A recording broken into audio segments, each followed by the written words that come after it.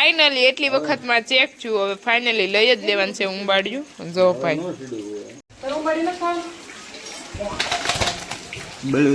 જયમાં મોગલ, હર મહાદેવ. કેમ છો બધા? મજામાં જશો અને મારા નવા બ્લોગમાં તમારું હાર્દિક હાર્દિક સ્વાગત છે. તો આજે છે ભાઈ બધા ઘરે, કેમ કે આજે આપણી ઘરે આવી ગયા છે બહુ બધા મહેમાન. તો ફઈને એ લોકો આવ્યા છે અને આજે આવે છે મામાને એ લોકો. તો બધા જો પોતપોતાની તૈયારી કરે છે. તૈયારી નહીં આવે તો રસોઈની તૈયારી થઈ ગઈ છે. તો આજે આપણે સાદું સિમ્પલ જ મહેમાનને ખાવાનું છે, કેમ કે સુરતના લોકોને દેશી ખાવું હોય અહીંયાનું ગામડાનું. તો ઓળાનો રોટલો અને બીજું હું બનાવી હું તમને આગળ કહીશ. અને બસ આવું બધું ચાલે, બધા પોતપોતાનું કામ કરે છે. તો ચાલો તો કન્ટિન્યુ. બેન અને ભવ્યા બેન આવી ગયા છે. કાં વાડીએ છે એ બેટા? મજા આવી હતી? આ જવાનું છે પાછું? ક્યારે જવાનું છે? હે પમદી? આમ ઈસકો કેમ એમ મળે? રસોડામાં અહીંયા તૈયાર થઈ ગયા છે રોટલા, પાપડ શેકાઈ ગયા છે, મસ્ત ઓળો રેડી થઈ ગયો છે.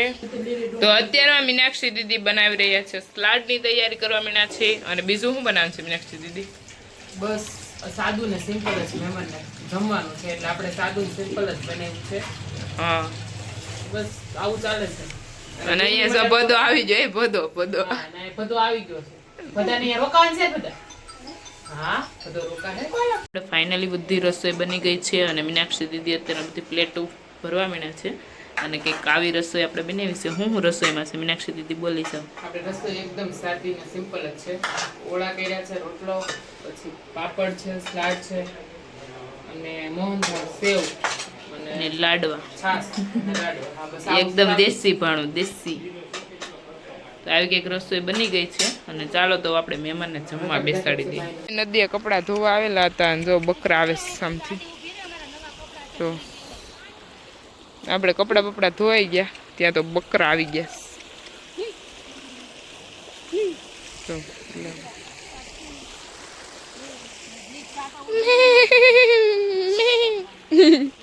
એ ગામડા નજારો, નદી કંઈક આવી છે અને અહીંયા તો બકરા આવી ગયા છે. હું અને ભાઈ નીકળી ગયા છીએ તલગાજડા, એટલે પહોંચી ગયા ફાઇનલી મોરારી બાપુના ગામમાં. તો આજે આપણે બનાવવાનું છે ઉંબાડિયું. તો એના માટે અત્યારમાં લેવા જવાનું છે કલાર, એવું ખડનું નામ છે. તો આપણે એ પણ તૈયારી કરવાની છે. તો ચાલો તો અત્યારમાં આપણે આજે બનાવવાનું છે ઉંબાડિયું. તો એના માટે કલાર લેવા આપણે નીકળી ગયા છીએ રોડ ઉપર. અને ક્યાં મળે એનું કંઈ નક્કી નથી, કેમ કે આપણા વાડીના રસ્તે આજે જવાય એવું નથી. વરસાદ આવી ગયો છે અને આ ઠંડીમાં આપણને બહુ મજા આવશે ઉંબાડિયું ખાવાની. તેનું ફૂલ બધું તૈયાર જ છે. હવે ખાલી જે મેન એનું ઘાસ જોવે એ આપણે લેવા જવાનું છે. તો અત્યારમાં જો આપણે જઈએ છીએ ઘાસ લેવા માટે. ઠંડીનું વાતાવરણ છે અને આપણે બનાવવાનું છે ઉંબાડિયું. તો જો આ બાજુની વાડીમાંથી આપણે લઈ લીધું છે અહીંયા આ કલાર ઘાસ જોવે, કેમ કે ઈજ મેન હોય એ ટેસ્ટ આપે માટલામાં, એવું કે. હવે એક વખત અમે બનાવેલું છે દક્ષાબેનની ઘરે, હવે આ બીજી વખત બનાવી, કેવું બને આપણે ખ્યાલ આવે. તો ચાલો તો આ ઘાસ લઈ લીધું છે અને હવે જવાનું છે આપણે ઘરે. અને હજી નવું માટલું લેવા માટે જવાનું છે. અને પછી આપણે કેવી રીતના બનાવશે હું તમને આગળ બતાવીશ. બેટા આણે પાડ્યું, લે એને કોણે પાડ્યું? તો લઈ લીધું તું, પણ હવે આપણે ઉંબાડિયું બનાવવા માટે કોરું માટલું જોઈએ, જે યુઝ કરેલું ન હોય એવું. કેમ કે માટલા તો આપણે આગળ બહુ બધા છે, ઘી ને ઓલા શું કે દહીંના નીના, પણ એક વખત યુઝ કરેલું ન હોવું પડે એવું માટલું જ હોય. તો આજે આપણે બનાવવાનું છે ઉંબાડિયું, એના માટે કોરું માટલું લઈ લીધું છે. અને હવે આપણે આ ગારામાંથી જવાનું છે ઘરે. અને ચાલો તો પેલા પહોંચી જાય ઘર બાજુ. આપણે આજે ઉંબાડિયું બનાવવાનું છે, ચટણી બનાવી નાખી છે મરચીની, પ્રકાશભાઈ માટે સ્પેશિયલ. આ પ્રકાશભાઈ મરચી તમારા માટે સ્પેશિયલ. એની પેલા સોન પાપડી ખાઈ લે બધા. જો ગેળું કલર પછી તીખું લાગે. પેલા ગેળું ખાઈ લે પછી તીખું લાગે તો વાંધો ન આવે. જો બનાવી અને ખવડાવવાના છે, રાઈટ મીનાક્ષી દીદી? અને અમારે રૂમની કંઈક હાલત તમે જોઈ શકો છો મિત્રો. આજ ગોડાઉન થઈ ગયું. ઉંબાડિયું બનાવ્યું હતું દક્ષાબેનની ઘરે, પણ ત્યારે આપણે યુટ્યુબ પરથી જોઈને બનાવ્યું હતું. અને આજે છે ને ઉંબાડિયું આપણે ઉંબાડિયાના સ્પેશિયલ નીતિનભાઈ અને રાજુભાઈ એ બંને બનાવે છે. અને જો અત્યારે આપણે આજે શાંતિ છે, કારણ કે આપણે ખવડાવવાના છે. મને ને આવો આમ જો આમાં હું મેશ કરો છો? એમાં તેલ અને નિમક. તેલ અને નિમક. અને આમ જો આ બધી પાર્ટી આ બધી વાટે છે, બની જાય ફટાફટ ખાઈ લઈ લીધા સાણા ને. એના માટે મૂકી પાપડી. શું કામ મૂકી પાપડી?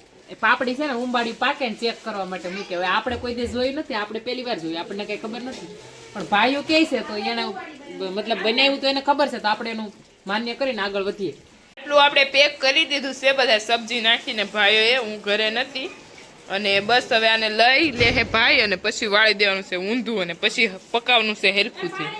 તો હવે જો માટલું જઈ રહ્યું છે.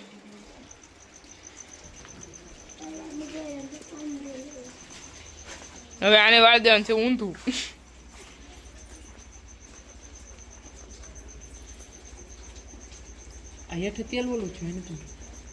તો બધા સાડા કટિંગ કરે છે ને ફરતા ગોઠવે છે ને ભાભી માફી માંગે છે. હા ફોન હું કેમ લઈ લે? આમ જવું આવું જ કરે, આવું જ કરવાનું ભાભી ને. જો આવી રીતના કંઈક છે ગોઠવાય છે, જોઈ શકો છો તમે. આ માટાની ફરતા તાપ કરવામાં બહુ મહેનત થાય છે, તમે જોવો છો બધાની મહેનત. કેટલા જણા ફરતા બેસી જાય. જો 50 રૂપિયાને એક સાણું ઉંબાડ્યું છે મોંઘા મૂલનું. આ છોકરાઓ જો એ ટાબોરિયા ટાટા કહેજો, ટાટા ટાટા બધા હાલો ટાટા કહેજો ભાભી. બધા આવે હાલો. અમારા નાના છોકરા એટલા માનથી તમને કહે છે તો બધા આવી જાવ ઉંબાડ્યું ખાઈ જો ભાઈ. આપણા ઉંબાડિયાનું માટલું કંઈક આવી રીતના છે અને હવે ચેક થાય છે પાક્યું કે નહીં. અમે તો ઋષિ હજે મીનાક્ષી દીદી એન્ડ ભૈયાઓ બધા જુઓ તમે. અને આ દેવાજી એ દેવો દેવું બટા આમ જતો તું શું કેલ છો? ટેકતા લાયક.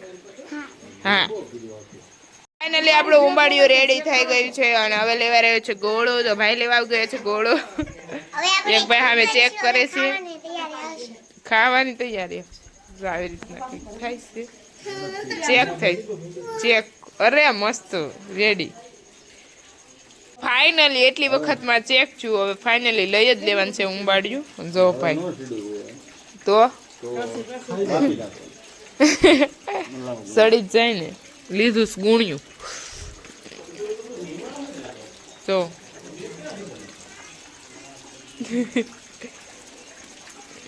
હવે આવી રીતના કંઈક લેવાય છે.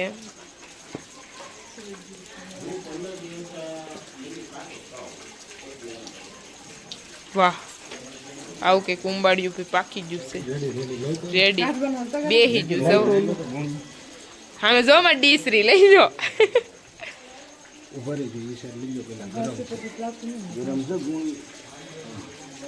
ફાઇનલી બની ગયું છે અને હવે નીકળે છે પાંદડા બહાર. જો બધા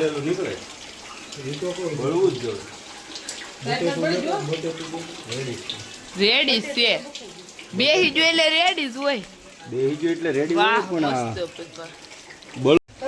પણ બળ્યું તો ખરું.